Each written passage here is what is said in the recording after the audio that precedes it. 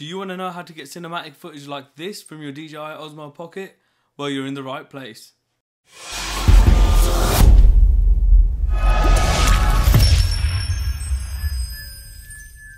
What's up guys, it's your boy JT and welcome back to the channel. First and foremost, as always, thank you so much for the support you guys have shown me on my last couple of videos.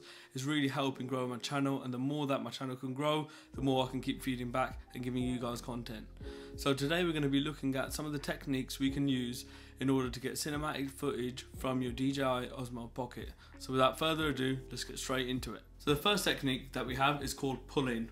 So what you want to do, you want to get your Osmo Pocket in front of the subject, and you've got two ways that you can do this. You can either pull the gimbal in, but that could give you a bit of up and down vertical movement.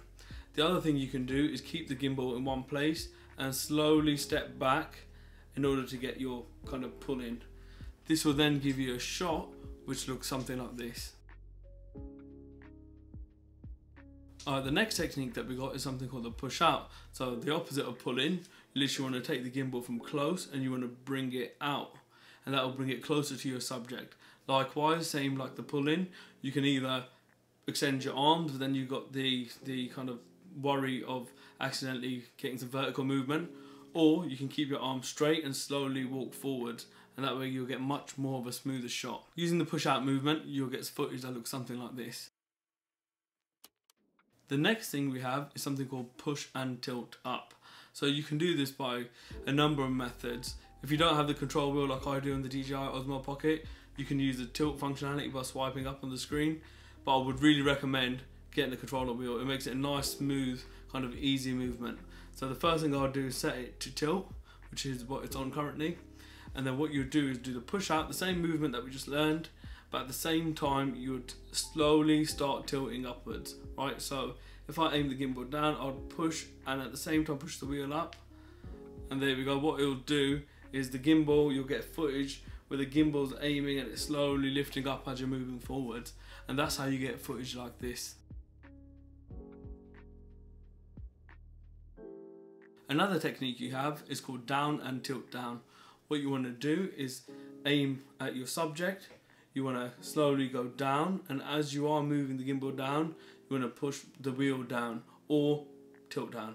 So as you're doing this, you do something like this and you would tilt down, and when you get to the bottom, the gimbal will then be facing downwards. This technique helps when you're doing transitions. So for example, if I was taking a video of a subject and I was going down, and then I would tilt down to the floor, and then on my next video I would start from the floor and either come back up, so it looks like you're getting a nice easy transition.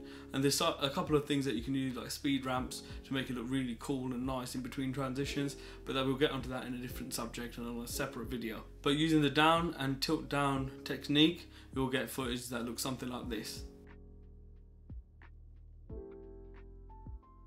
The next technique we have is called the reveal shot.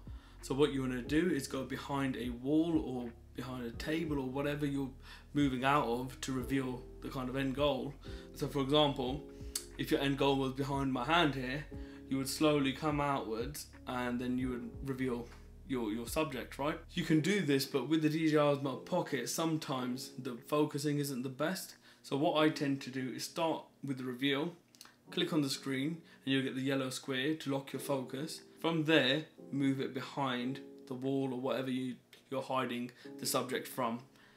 What this will do is give you the opposite of a reveal, but then what you can do in post-production is just reverse the clip, and then it will look like a standard shot from behind coming out, but the end subject will always be in focus, and that will look something like this.